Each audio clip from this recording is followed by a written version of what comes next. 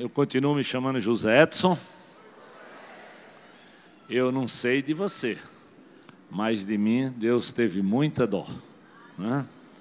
Eu também caminhei um bocado, mas eu sei que hoje eu estou muito melhor, né?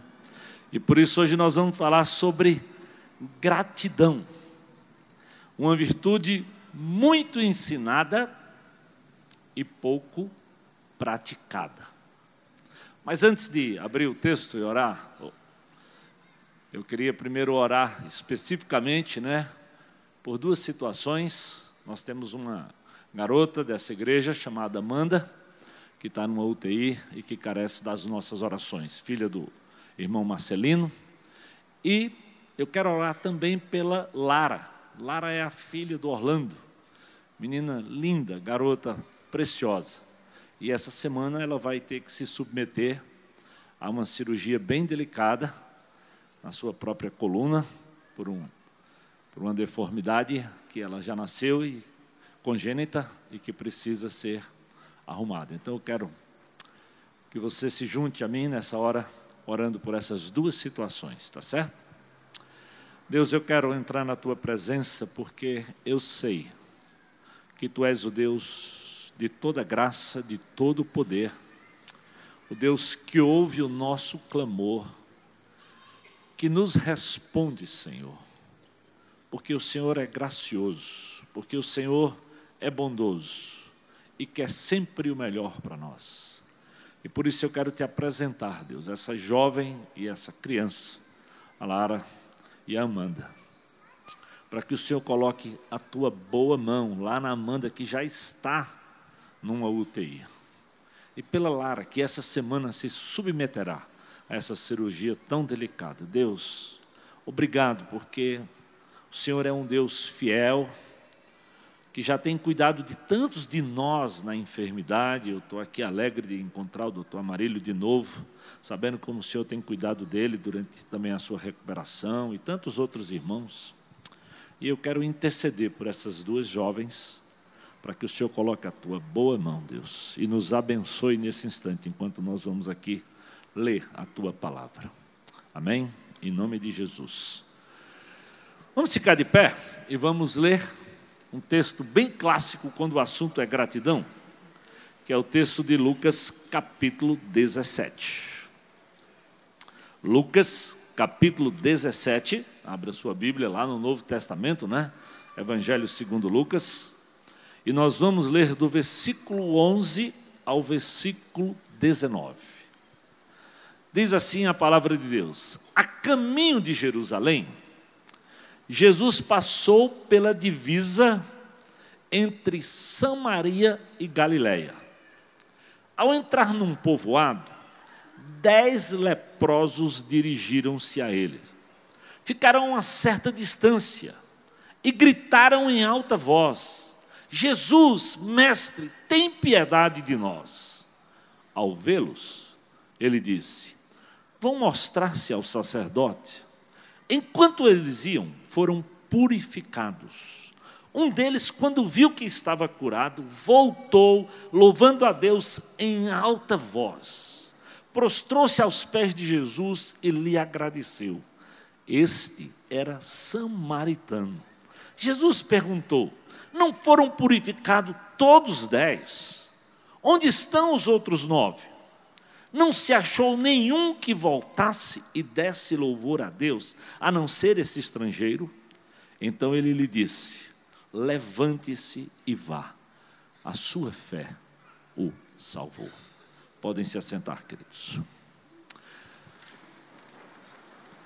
Se não bastasse o texto bíblico, à medida que eu estudei esse texto, eu li duas histórias interessantes.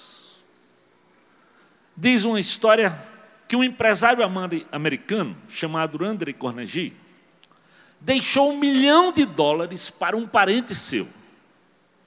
Pensa aí, camarada deixasse $1 milhão para mim e para você. E esse camarada o xingou para o resto da vida, porque ele descobriu que ele tinha deixado 10 milhões de dólares para uma instituição que cuidava de pobres e necessitados. É incrível como nós somos egoístas. É incrível como nós conseguimos focar em uma outra coisa, ao invés de parar, agradecer e reconhecer o cuidado de Deus na minha vida e na tua vida. Alguém deixa de ver a bondade para pensar que Ele abençoou mais uma outra situação. Se não bastasse isso, eu fui ler uma história de um famoso advogado chamado Samuel Leibovitz, que ele resolveu advogar pelos negros no início do século, onde muitos eram levados à cadeira elétrica e morriam. E mesmo tendo advogado gratuitamente por muitos deles, na história dele diz que nunca, nenhum, sequer, voltou para agradecer. Por que será que somos tão bons pedintes, intercedemos e clamamos tanto quando queremos algo, e não costumamos parar, pausar e agradecer? Ou será que isso é diferente com você? Ou será que você costuma fazer isso? A primeira razão, eu queria que você entendesse, por que é que nós, eu e você, precisamos ser gratos. E eu quero que você volte lá na sua Bíblia, no livro de Gênesis, no capítulo 1. É porque o próprio Deus, querido, pausou, apreciou e adorou pela criação. Olha só, no princípio Deus criou os céus e a terra. Estou lendo Gênesis 1, de versículo 1 a 4. A terra era sem forma e vazia, trevas cobriam a face do abismo, mas o Espírito de Deus se movia sobre a face das águas. E disse Deus: haja luz, e houve luz. E Deus viu que a luz era boa e separou a luz das trevas. Era o próprio Deus que estava criando. Era o próprio Deus que estava estabelecendo e fazendo as coisas acontecer. Mas desde que ele via o resultado, ele via, ele olhava, ele pausava e ele dizia: que coisa boa, que bom o resultado de tudo isso. Em Gênesis 1, versículo 9 e 10, diz assim: Deus criou e diz assim, disse Deus: ajuntem-se num só lugar as águas que estão debaixo do céu, e apareça a parte seca. E assim foi. A parte seca Deus chamou terra, e chamou os mares ao conjunto das águas. E o que é que diz? E Deus viu que ficou bom. Desde o princípio, amado, à medida que Deus caminhava, ia construindo, ou seja, ia criando o próprio mundo, Ele mesmo nos ensina que Ele parava, contemplava e praticamente agradecia por aquilo que estava sendo o resultado daquele trabalho. Você pausa para agradecer o resultado do teu próprio trabalho? Você pausa para agradecer, quem sabe, pelo que está acontecendo na tua vida, na tua casa, na tua família? Ou você está tão preocupado em ganhar mais, que você está mais pensando no amanhã do que contemplar o que Deus está fazendo hoje? Versículo 12 de Gênesis 1, ainda só em Gênesis 1. A terra fez brotar a vegetação, plantas que dão sementes de acordo com as suas espécies, e árvores cujos frutos produzem sementes de acordo com as suas espécies. E o que é que diz de novo? E Deus viu que ficou bom. Cada coisa, cada detalhe, desde o princípio que nós aprendemos com o Criador, é que ele pausava para contemplar e reconhecia a beleza daquilo que estava acontecendo.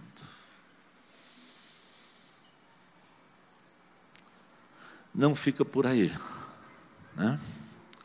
O texto diz, não somente isso, Gênesis 1, 21 e 22, ele cria os animais aquáticos e Deus viu e abençoou. Assim Deus criou os grandes animais aquáticos, os demais seres vivos que povoavam as águas, de acordo com as suas espécies, e todas as aves de acordo com as suas espécies. E de novo, e Deus viu que ficou bom. Então Deus os abençoou, e dizendo, sejam férteis, multipliquem-se, encham as águas e os mares, multipliquem-se as árvores na terra. Deus contemplou a luz, a separação. Deus pausou para ver a própria natureza, a diferença das sementes, dos animais, numa atitude de contemplação, de gratidão e de adoração. Gênesis 1 ainda, 24, 25 diz assim, produz a terra seres vivos, sejam domésticos, sejam selvagens. E Deus viu que ficou muito bom. O Deus da criação, desde o princípio, já contemplava, já caminhava como que agradecendo o resultado do seu próprio trabalho. E muitas vezes, a gente nem para, nem entende, por exemplo, por que um arraial? Qual é a história? Muita gente pensa que isso vem da Igreja Católica. Não. Pode ter um fundo religioso, idólatra, é verdade. Mas desde que nós olhamos para a Bíblia, à medida que Deus anda com o povo de Israel, Deus ensina para aquele povo a apreciar e agradecer. É fato que muitas vezes eles mais murmuravam do que agradeciam. E se alguém tinha razão de agradecer, era aquele povo, porque a Bíblia diz que à medida que Deus caminhava com eles no deserto, Ele colocava uma nuvem de dia para protegê-los do sol, e colocava de novo na nuvem um fogo de noite para poder esquentar para eles no deserto, porque o deserto à noite é frio, e para iluminar a noite deles. E nem assim eles podiam pausar e contemplar e agradecer ao Senhor. E quando Deus manda aquelas pragas, até a última, que você deve lembrar que a última foi a morte de quê? Dos primogênitos. E Deus poupou só os primogênitos dos israelitas. E Ele ensina aquele povo que aquela situação precisava ser lembrada eternamente pela nação de Israel. E que todos eles deveriam entender que quando nascesse um primogênito, eles deveriam entregar para o Senhor. Porque foi Deus que poupou.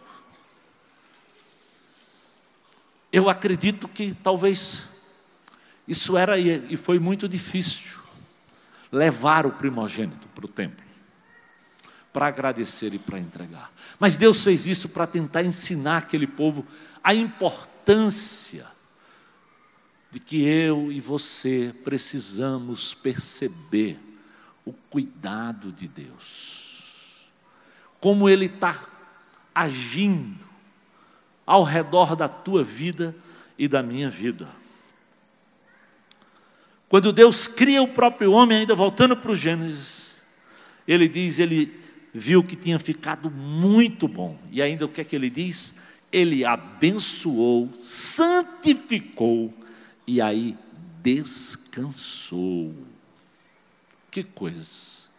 Deus fez a obra com começo, meio e fim, mas pausou à medida que caminhava. Pausou para celebrar cada vitória, cada situação, cada coisa que Ele mesmo ia criando. Será que nós não entendemos? Será que nós, porque não pausamos, estamos sempre insatisfeitos? Porque quando conseguimos 5, gostaríamos de ter conseguido 10. Quando atingimos 10, sonhamos em ganhar 20. E vivemos e curtimos, parece que uma aparente, uma insatisfação que nada nos satisfaz. Quando o próprio Deus, para cada coisa, separava um tempo para contemplar, para ver, para pausar mesmo e perceber o que tinha acontecido. Tem um velho hino, do cantor cristão, ou para alguns da harpa cristã, que dizia assim, conta as bênçãos, conta quantas são, recebidas da divina mão, uma a uma, dizes de uma vez, porque hás de ver surpreso quanto Deus já fez. É um desafio para que a gente conte, para que a gente perceba, para que a gente note a ação de Deus. Será que você celebra as vitórias em família, com os amigos ou com o Senhor? Esse foi o ensino de Deus. É interessante, à medida que eu estava estudando sobre isso, eu saí com um amigo para almoçar com ele.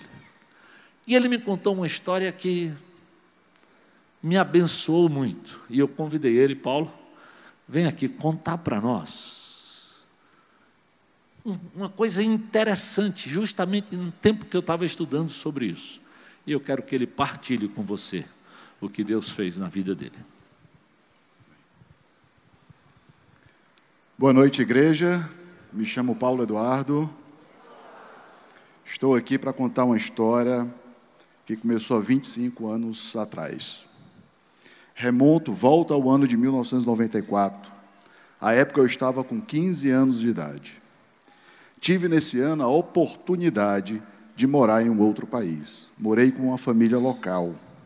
O objetivo era aprender uma língua diferente e conhecer uma cultura diferente. Aproveitar tudo aquilo que o intercâmbio poderia me proporcionar. Eu estava nos Estados Unidos da América. Apesar da distância, as expectativas eram as melhores possíveis. Os sonhos finalmente estavam se transformando em realidade. Após uma chegada calorosa, não tardou para os problemas aparecerem. O que parecia ser bem-vindo se transformou em algo diferente. O sonho logo estava se transformando em uma amarga realidade. Foram inúmeros os problemas e foram diários. Quase todos os dias havia uma reclamação, uma irritação junto à minha pessoa, sem uma razão específica. Não foram raras as vezes que me escondi no banheiro para ver o tempo passar. Também não foram raras as vezes que busquei alívio em uma ligação telefônica. Muitas vezes embaixo da cama para que não ouvissem o meu desabafo. O ápice da dificuldade e do sofrimento foi o dia em que fui expulso de casa. Frases como "eu não quero você aqui" foram ditas, foram ouvidas e foram sentidas. Eu tinha somente 15 anos, estava longe de minha família, tinha pouca experiência de vida, estava difícil, muito difícil. Eu não entendia.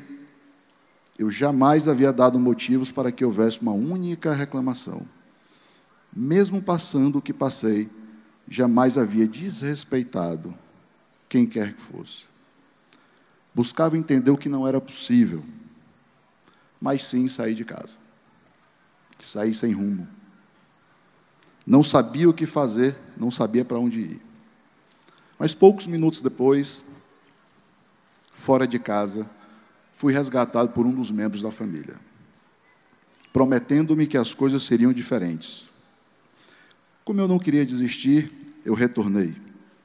Havia dentro de mim um propósito, e eu havia decidido que iria até o fim. Retornei, as coisas melhoraram, mas por pouco tempo. Apesar dos apesares, eu cumpri o que tinha que cumprir. Fui até o fim. Citando Paulo de Tarso, combati o bom combate. Muitos poderiam pensar que o sentimento dominante em meu retorno seria o de alívio. Não foi. Era de profunda gratidão. Como sou grato pela experiência. Não somente a Deus, mas à família que me acolheu. Fiz questão de manter a amizade, de manter contato. Já nos visitamos inúmeras vezes. Ora eles vindo para cá, ora eu indo para lá. A amizade cresceu ao ponto deles serem meus padrinhos de casamento. Na última visita que recebi, ano passado, tive a oportunidade em minha casa para falar de Deus, de uma maneira mais profunda, e do que Ele vinha fazendo em minha vida, e na vida da minha família. Falei da transformação que estava ocorrendo e do quão grato eu era por tudo que Ele havia feito.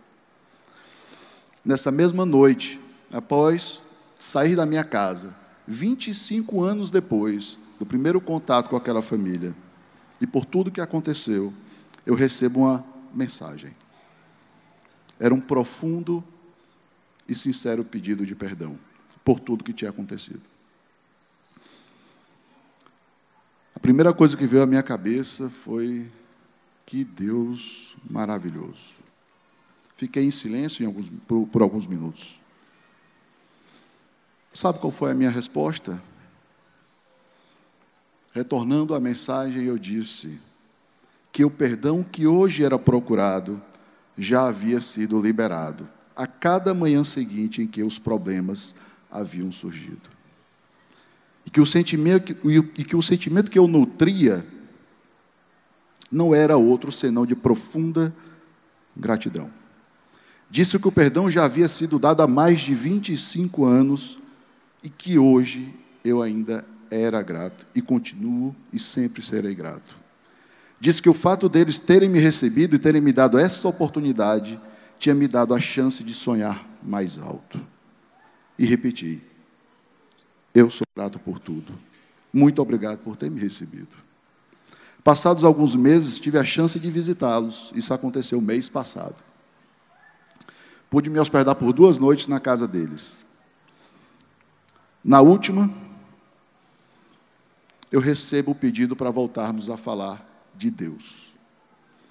Fomos até 1h30 da manhã falando do que Deus tinha feito. Continuava a fazer. A noite foi inundada por sua presença. Um pouco antes de irmos dormir, escuto a seguinte afirmação: eu quero esse Deus para mim.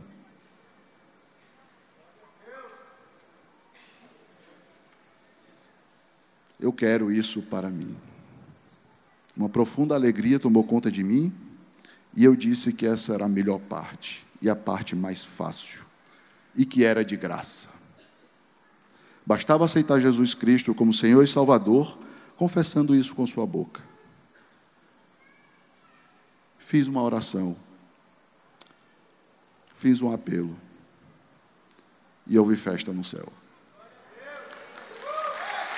Amém.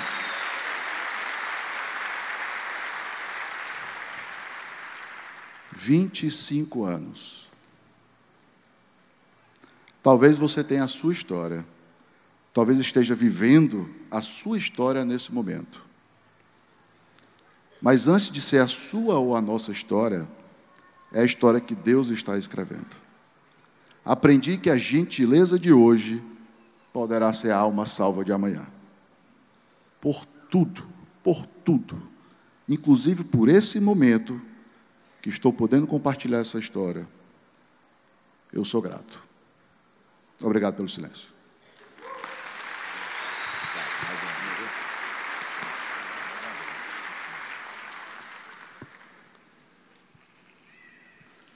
Talvez você diria esperar 25 anos. Eu não sei quanto tempo na sua história, eu sei na minha. Eu só confessei Jesus como Senhor e Salvador quando eu tinha 22 anos. Eu também passei 22 anos em absoluta desobediência a Deus. Eu não sei da tua história, mas às vezes é tão difícil perdoarmos e sermos gratos pela experiência vivida. Eu quero dizer que eu já caminho com Paulo há mais de 10 anos. Eu não tinha conhecimento desse detalhe, porque toda vez que ele falava dessa família, ele dizia assim: meus pais afetivos moram na outra América. Meus irmãos afetivos moram na outra América. Até que recentemente, com essas convivências, e nós marcamos um almoço para conversarmos algo da história nossa, ele me compartilhou à medida que eu estudava esse texto. E é desafiador para mim, para você, querido, manter uma vida de gratidão, mesmo diante de situações adversas. É fácil cantarmos a música, né? Que seja como for, Ele é Deus. Mas é difícil vivenciarmos isso. Então, por que é que nós devemos ser gratos? Porque o próprio Deus exercitou e foi grato desde a criação. A segunda razão é porque é bíblico, querido. Olha bem, 1 Tessalonicenses 5,18 diz assim: essa é a vontade de Deus, deem graças em todas as circunstâncias, pois essa é a vontade de Deus para vocês em Cristo Jesus. Gravem bem, esta é a vontade de Deus para vocês em todas as circunstâncias. Logo, ingratidão é pecado. Sempre que nós não damos glórias e louvores a Deus e não agradecemos ao Senhor e às pessoas que nos abençoam, nós pecamos e agimos como verdadeiros animais do campo, irracionais, insensíveis e ingratos. Eu tenho certeza que você não quer ser como aquele parente do empresário americano, ou com aqueles negros que você e eu não conheceram, mas que não voltaram para o advogado, que bondosamente cuidou deles. Pesquisas confirmam, querido, que os simples fatos de ser uma pessoa grata a torna uma pessoa bem mais feliz. Às vezes procuramos tanto felicidade em uma porção de coisas e esquecemos, que todo mal procede do meu próprio coração. Porque Deus te dá tanto e você não percebe. Você não percebe a ação de Deus. Você está sempre insatisfeito, estamos sempre pedindo, estamos sempre querendo mais. Parece que nada, absolutamente nada, nos basta. Pesquisas realizadas por integrantes da Universidade da Califórnia afirmam categoricamente que pessoas gratas vivem melhor e têm uma melhor saúde. Hoje cuidamos muito de alimentação e temos que cuidar, porque temos um corpo mesmo. Mas, mais do que nunca, a doença dos nossos dias tem muito a ver com o emocional. E começa, às vezes, com as nossas crianças, com os nossos adolescentes. Eles querem tudo e tantas coisas, e não conseguem ser gratos pelo que têm. Eu já ouvi de pais que disse assim: olha, tem tanto brinquedo lá em casa que eu acho que dá para montar uma loja de brinquedo. E talvez aquela criança quer mais um, quer mais um, quer mais um. Você já deve ter ouvido de pais, de jovens e adolescentes que querem mudar de celular, de roupa, de marca todo o tempo. Porque eles também veem nos adultos uma insatisfação constante com o trabalho, com o que temos, com a mudança. Vivemos uma sociedade que nem quer consertar o que está quebrado. Tem que comprar o novo. E querendo ou não, isso nos leva a descartar qualquer coisa. E não termos um espírito de gratidão por termos conquistado aquele tipo de aparelho, aquele tipo de situação. Não é fácil manter um coração grato. Eu lembro que meu próprio pai, mesmo não sendo evangélico, ele me deixou determinadas coisas que às vezes eu ficava impressionado. Meu pai trabalhava como intermediário. Havia uma empresa no passado, não sei se ela existe mais, chamada Sambra. A Sambra produzia óleo de mamona, que naquela época era óleo de mamona, óleo de algodão, hoje a gente mais usa de soja. E meu pai saía de fazenda por fazenda, ele recebia um determinado dinheiro daquela empresa, e ele ia de fazenda por fazenda e acertava com cada homem daquela fazenda, quanto mais ou menos ele achava que ele ia produzir de algodão ou de mamona, e o meu pai colocava o dinheiro na mão dele, dinheiro que a Sambra passava para ele, e quando chegava a época da safra, ele voltava lá, pegava aquele algodão, levava para a Sambra e assim ele ia pagando o dinheiro com aquilo. E muitas vezes, quando não chovia, o homem não tinha o algodão ou não tinha a mamona. E muitas vezes ele procurava meu pai com uma vaca velha, com um cavalo, com peru, galinha. E eu dizia: papai, mas o senhor vai receber por esse dinheiro, essa vaca, esse cavalo?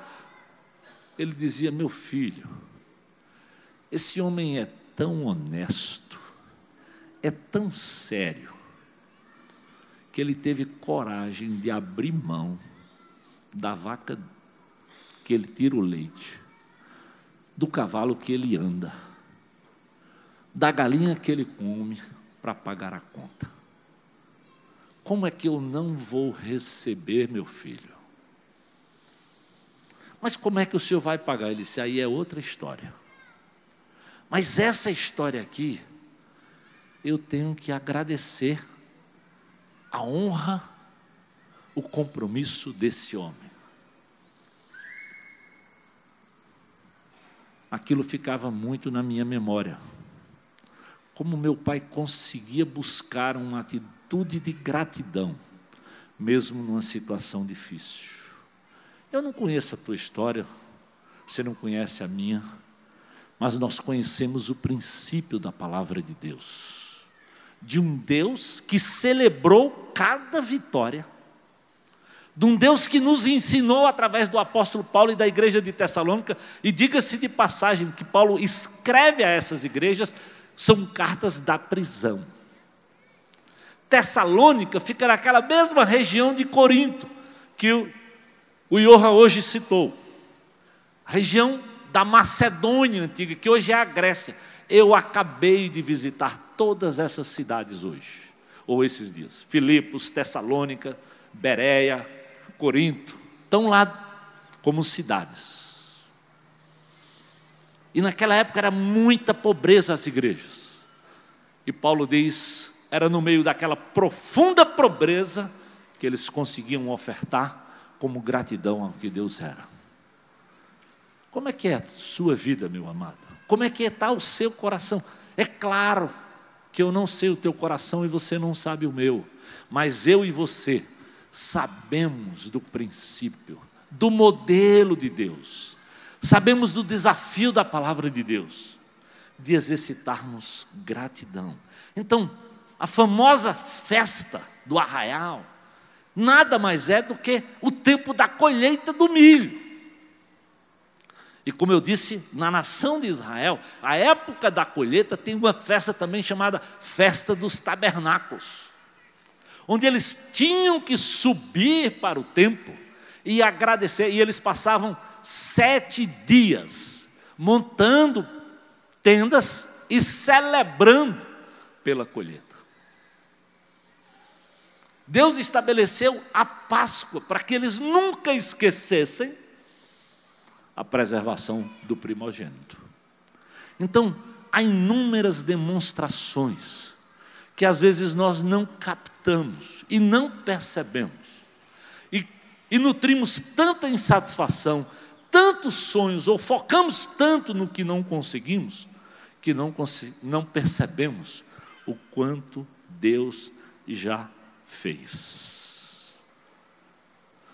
Como eu disse, é fácil dizer, eu não adoro pelo que Ele faz, eu adoro pelo que Ele é.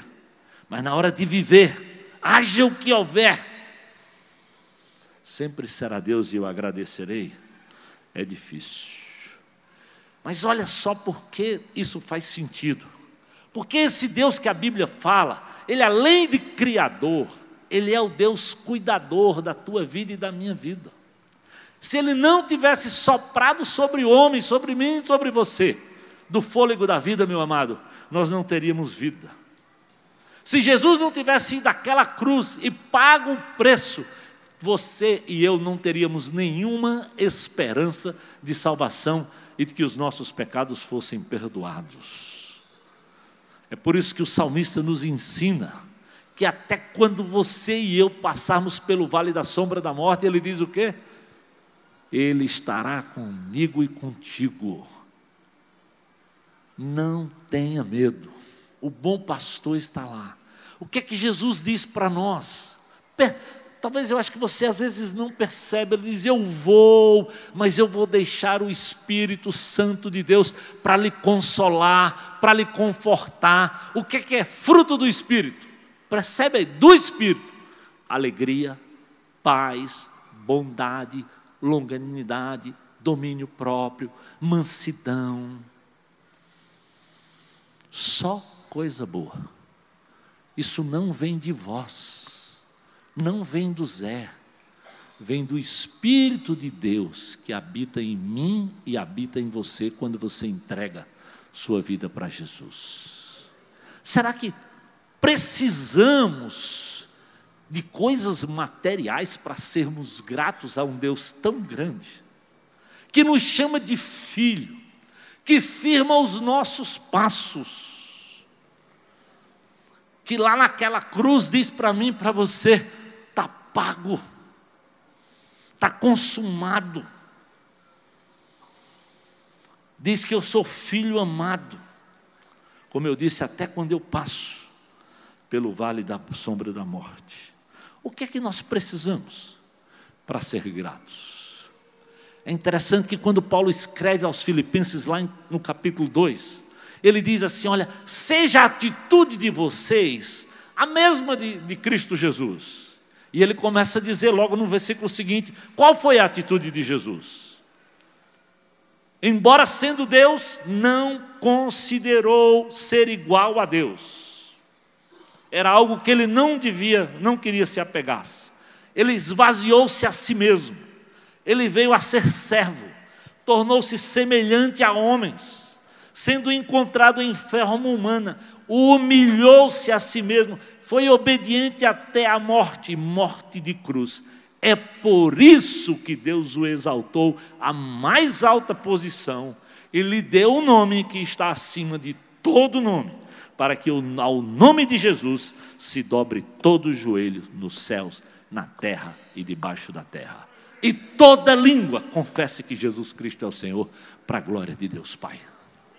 O que mais Jesus tem que fazer por mim e por você, para que você seja grato? Será que nós não compreendemos o que nós somos pelo que a palavra, pelo que Deus diz que você é? Por que buscamos tanto a nossa alegria, a nossa satisfação pelo que o outro fala, ao invés de buscarmos no que Deus fala? Porque quem te ama incondicionalmente é Deus. Quem me ama incondicionalmente é o Senhor. Como não cultivar gratidão? Me diz. E é interessante, depois que Paulo diz tudo isso a respeito de Jesus, ele diz: assim, meus amados, agora ele quer falar contigo e comigo. Assim, meus amados, como vocês sempre obedeceram, não só na minha presença, muito mais agora na minha ausência, ponham em ação a salvação de vocês com temor e tremor, pois é Deus que efetua em vocês tanto querer como realizar, e de acordo com a sua boa vontade. Aí ele diz o quê? Façam tudo sem queixas e sem discussões. Em outras versões diz sem murmurações. Tudo deveria ser feito olhando para quem Deus é. Porque quando nós tiramos o olho, o foco do que nós somos, do que recebemos na pessoa de Deus, você se torna desprezível. O mundo não lhe dá valor, mas para Deus você é mais precioso do que o ouro de Ofir. E é verdade. Porque sabe o que Deus diz, querido? Uma alma, não importa quem você é, Deus diz, vale mais do que o mundo inteiro.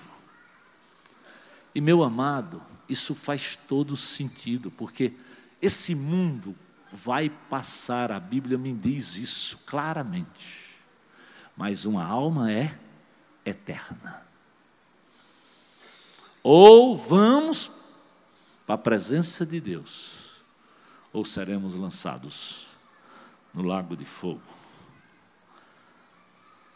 2 Pedro, capítulo 1, versículos 2 e 3, diz: Ele nos deu tudo que nós necessitamos. Presta atenção, amado. Ele nos deu tudo que nós necessitamos. Ainda essa semana, eu fui convidado para vir a essa igreja, pelo que tinha acontecido no outro domingo. Lembra? Que o pastor falou que eles foram a uma rua, abençoaram uma família e abençoaram a rua inteira. E eu vim para um almoço aqui sobre o plano dessa igreja de cuidar bem desse ancuri. E havia uma filha daquela casa, que ela deu um testemunho que eu me emocionei e eu chorei.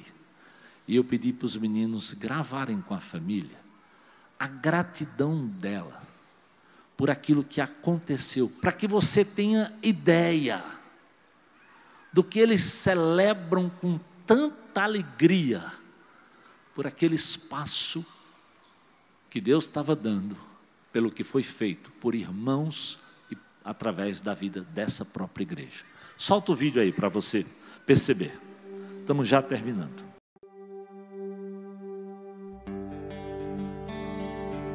Muita lama, era uma cerquinha de talho. Eu tinha muita vontade de construir, mas falei que se o que eu ganhava era muito pouco. E é assim, né? Sempre pedindo a Deus, né? Que Deus olhasse para mim, tivesse misericórdia, pudesse me ajudar. Graças a Deus ele me ouviu. Mas era o que eu sempre dizia para elas: não tenha medo de enfrentar a realidade. Porque é assim, muitos começaram de lá de baixo. E nós também somos filhos de Deus, nós vamos conseguir também. Com ou sem emprego nós vamos conseguir, porque Deus é Pai e Ele não dorme. E o Deus que eu sirvo, Ele não é morto, Ele é vivo. Com as donações, né, do Dudu, né, eles ficaram com vontade de conhecer a família. Por que ele era desse jeito, né, porque ele era um menino abençoado. E veio uma mulher, né, que trabalhava lá, que era a Adriana, né, veio conhecer a gente, né, conversar com a gente. Aí ela retornou essa visita, só que quando ela veio com um batalhão, sabe? Ela não veio com pouca gente não, ela veio com muita. Aí esse pessoal entrou, né, começou a conversar, perguntando quem era ele, né, aí ela conversou com a mãe, disse assim, Dona Vânia, seu filho conseguiu chamar a atenção de 5.000 pessoas. Ixi. Ele convocou, ela disse desse jeito, E eu, meu Deus, que vergonha. 5.000 pessoas. E ele convocou reuniões, né, com pastores, e isso a gente quer saber o que está acontecendo com ele, né? Vocês são uma família tão humilde, mas são as pessoas tão, né? Por que ele é desse jeito, né? Aí a mãe conversou com ela disse assim, a senhora veio lá na igreja conversar com a gente? Aí a mãe topou com ela, foi até quando eu fui, porque ela disse que tinha uma oferta de emprego e ia me ajudar para trabalhar na casa de família, né? Ficar trabalhando com alguém da igreja. Aí eu fui com a mãe para essa reunião com ela. Aí eu, sempre que eu chego lá na sala, eu lembro. Uma mesinha assim que fica lá no canto da outra porta, né, pra sair lá. Tinha uma menina sentada, não, essa mesa estava vazia, e eu entrei lá na sala com a mãe, ela disse assim, Iris, se eu te disser que Deus é capaz de colocar você sentado lá naquela mesa ali, tu acredita? Aí eu comecei a rir, eu disse, acredita? Aí ela, pode dizer, quem sabe, né? Aí ela começou a conversar com a mãe e tudo, e disse assim, gente, eu vou pôr uma última visita na casa de vocês, eu posso? A mãe pode. Ela já ficou bem familiar, deixou a gente super à vontade, né, e veio. Quando ela veio, já foi para dar a notícia que a gente ia ganhar a construção da casa, né? Aí, eu não fiz não, só fiquei olhando pra cara dela, fiquei calada, porque eu fiquei sem entender, né? E ela, vocês vão ganhar uma casa, viu? Eu, sério, uma casa? Ela, que é uma casa. Como eu não sei, Deus vai providenciar, mas vocês vão ganhar uma casa. Aí, foi isso aqui, ó. A casa, né? Se falasse lindo, né? Todo mundo ajudou e abençoou, né? Do jeito que podia e foi muito gratificante, porque ficou isso aqui, a gente nem acredita. É que o pessoal diz assim, a casa da Vânia agora tá direitinho, uma casa de boneca. Eu digo, vai.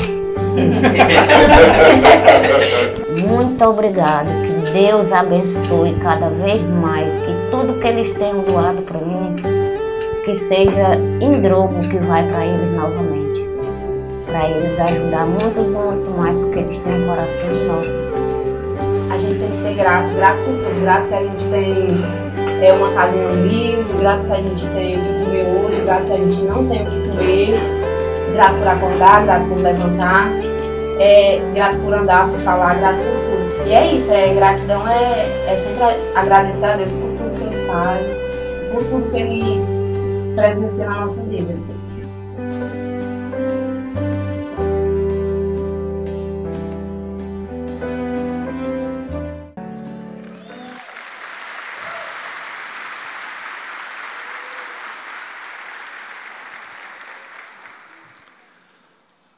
O livro dos Salmos tem muitos cânticos de peregrinação, que diz assim, deem graças ao Senhor, porque Ele é bom, porque Ele opera maravilhas. Para ela, a casa virou um palácio. E para você? Onde você mora? Qual é o teu sonho? O que é que Deus precisa fazer para você perceber a importância de cultivar? Dê graças ao Senhor, porque o seu amor dura para sempre.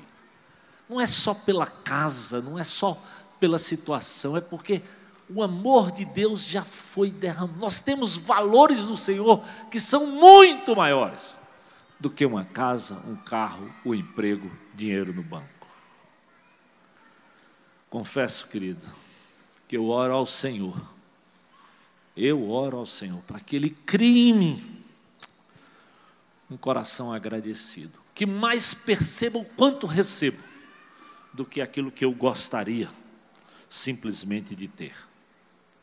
E aí eu quero voltar para encerrar rapidamente no texto lá de Lucas 17, porque o Senhor consegue reparar aquela ingratidão lá. Jesus está a caminho de Jerusalém.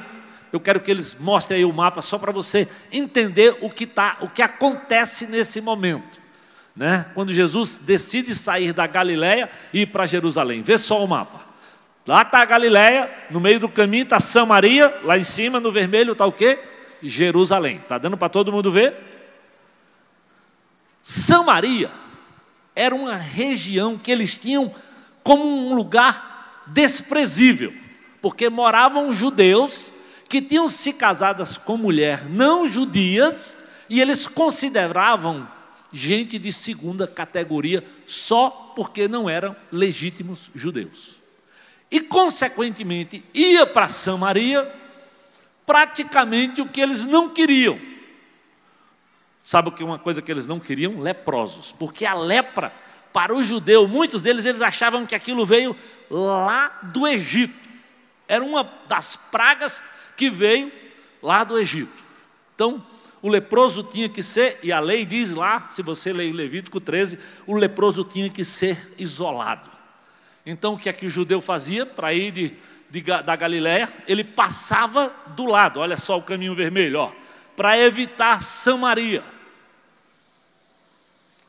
Agora, sabe aquele judeu dos judeus que amava eu, que amava você, propositalmente, intencionalmente, sai da Galiléia e diz: vou por Samaria.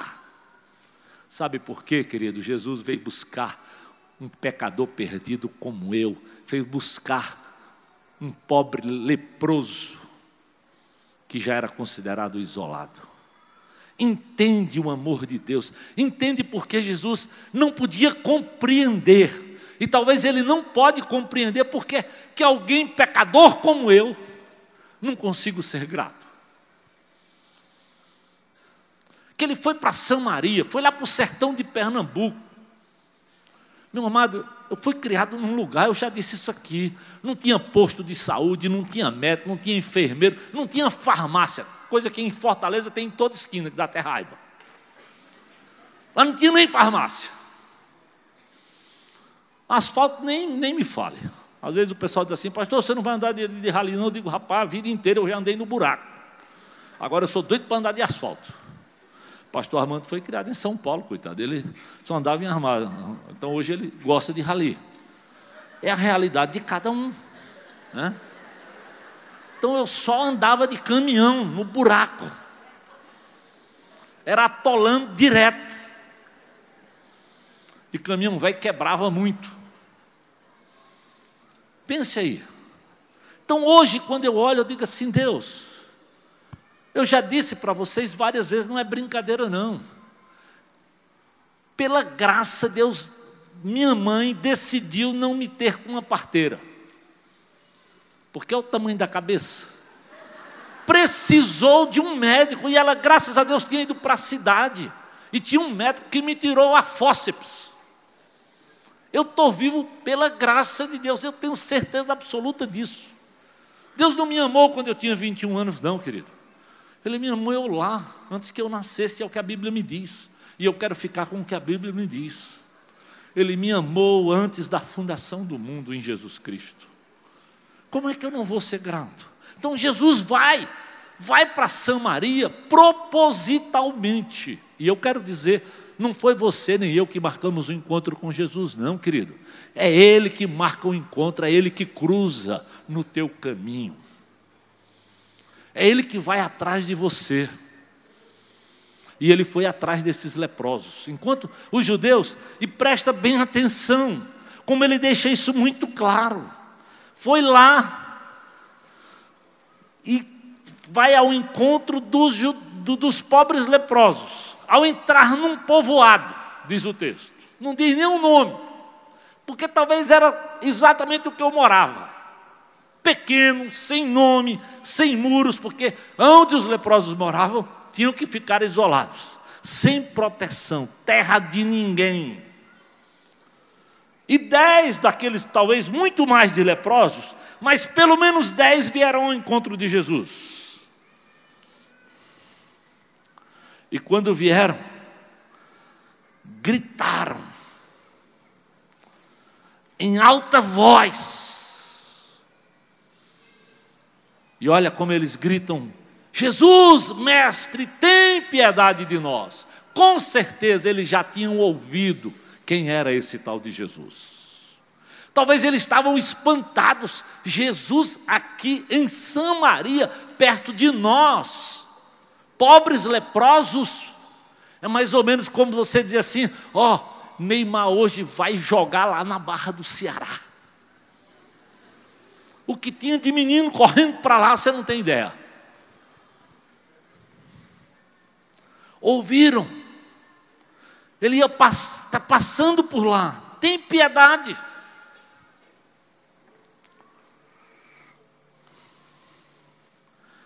Mestre, eles sabiam que Jesus tinha autoridade. É interessante como a multidão, quando se aproximava de Jesus, percebia que ele tinha autoridade. Tem piedade, ou seja, não temos mérito. Não temos mérito, somos leprosos, estamos aqui abandonados. Tem piedade, tem misericórdia, Senhor. E é assim que Deus age. É quando você decide, abre, sabe, não é por mérito teu nem meu, querido. É quando você entende que qualquer coisa que Deus tenha te dado foi porque Ele foi bom e te deu. Desde a salvação, do que for, é dádiva de Deus. E isso aqui eles pensaram. Então, ao vê-los, eles ficaram atentos, ligados, prontos para ver o que Jesus ia fazer. E sabe o que Jesus disse para eles? Vão ao sacerdote. Talvez a princípio pense a frustração. Puxa, nós que somos abandonados, irmos ao sacerdote. Por que será que Jesus disse isso para os leprosos? Porque a lei dizia isso. E Jesus tinha que cumprir a lei. Vão. Era preciso ter fé, não fazia sentido. Os sacerdotes não querem nem ver, mas eles decidiram ir. O que é que a Bíblia diz? Nem chegaram lá, foram curados. Foram todos curados. Enquanto iam, o texto diz, foram purificados, ou seja, totalmente curados, restaurados, aptos para a vida, livre da exclusão da lepra. É assim, meu amado, que Deus age. É preciso ter fé. É preciso acreditar no que Deus diz na sua palavra, para que você possa agradecer. E eles foram os 10. Enquanto eles iam, diz assim, enquanto eles obedeceram a ordem, enquanto eles ouviram e fizeram o que Deus... O milagre aconteceu. O mais triste é que só um voltou para agradecer. Percebe? Talvez só 10% de nós, se nós formos usar, paramos para agradecer. Um deles, quando viu que estava curado, quando ele percebeu, voltou. E olha, ele voltou e disse o quê? Clamou também em alta voz. Eles não estavam gritando em alta voz, mestre, mestre, nos escuta. Ele também voltou vibrando e gritando em alta voz, louvando a Deus. Porque aquele que recebe misericórdia e graça, tem cura, tem que proclamar em alta voz, tem que abrir a boca para testemunhar do que Deus faz. Abre a boca, proclama do que Deus tem feito na minha vida, na tua vida. E o que é mais interessante, Jesus diz, e esse era samaritano. Aqui, meu amado, Jesus faz uma crítica fortíssima, contundente à nossa religiosidade ou à religiosidade judaica. Não sabiam agradecer. E ainda quando recebiam a bênção, não voltavam para agradecer. E muito da nossa religiosidade é muito pedinte e pouco agradecida. Esperamos muito e damos muito pouco. Mesmo em louvor, não estou falando de dinheiro não. Isso aqui não tem nada a ver com a campanha da igreja, eu estou falando do teu coração. Estou falando da tua vida de devoção. Eu estou falando do teu parar e contemplar com a tua esposa, de contemplar com os teus filhos, contemplar o que Deus fez. Esse era samaritano. Aqui era para escandalizar a religiosidade, porque a religiosidade caleja o coração. ao ponto que as pessoas não se veem como pecadores inúteis, eles pensam que são melhores do que os outros até. Isso é uma destruição de um espírito de gratidão. A religiosidade quer nos levar a uma meritocracia. E o que a Bíblia diz, não há um justo, nem um sequer. Nem José Edson, nem Armando, nem Alcimor, nem nenhum de nós. Não há nenhum justo. Tudo que temos é porque recebemos do Senhor. Então, pura bobagem. Sabe o que é que Paulo diz lá, os Efésios capítulo 2, versículo 8? Pela graça vocês são salvos, é só por meio da fé. Isso não vem de vocês, é dom de Deus, é dádiva, é bondade, não é mérito, porque se fosse assim, vocês iam se gloriar. E Deus não divide a glória dele com nenhum pecador, nem que ele seja pastor, apóstolo ou qualquer coisa. A glória é dele. Por isso Jesus diz, mas não foram purificados os 10? Onde estão os outros? Não se achou nenhum, a não ser o estrangeiro, o samaritano, o peça ruim que voltou para agradecer. Já disse o velho Spurgeon, é importante notar que há muitas pessoas cumprindo rituais religiosos e poucos que louvam a Deus de coração numa atitude de gratidão. Onde estão os outros 9? Estudando isso aqui, alguém me levou a dizer, a contemplar uma verdade. Você sabia que as petições são temporárias, mas as ações de graça são eternas? Porque vai ter uma hora que nós estamos na presença do Senhor, tem mais que pedir nada. Mas o que é que a Bíblia diz? Tem que adorar, tem que louvar, tem que continuar prestando ações de graças. Como está o teu coração?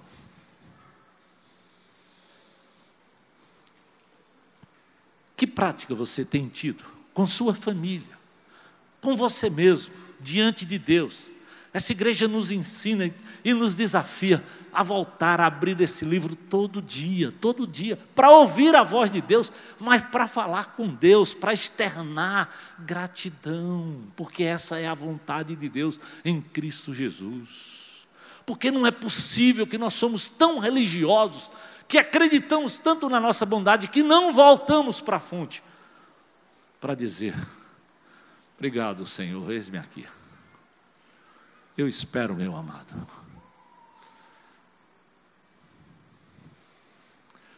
Mesmo que você esteja perdido como aqueles leprosos, clame e clame em alta voz, porque Deus vai te ouvir. Mas volte e agradeça, porque Deus vai perceber a minha e a tua ingratidão. E o desafio de Deus a vontade de Deus é que nós sejamos gratos em todas as circunstâncias. Deus, obrigado pela tua palavra. Obrigado pelo modelo do próprio Deus. Obrigado pelos cânticos dos salmos que nos ensinam a ser gratos. Obrigado, Jesus, pelo teu amor incondicional, que vai buscar um pecador perdido como eu e como aqueles leprosos.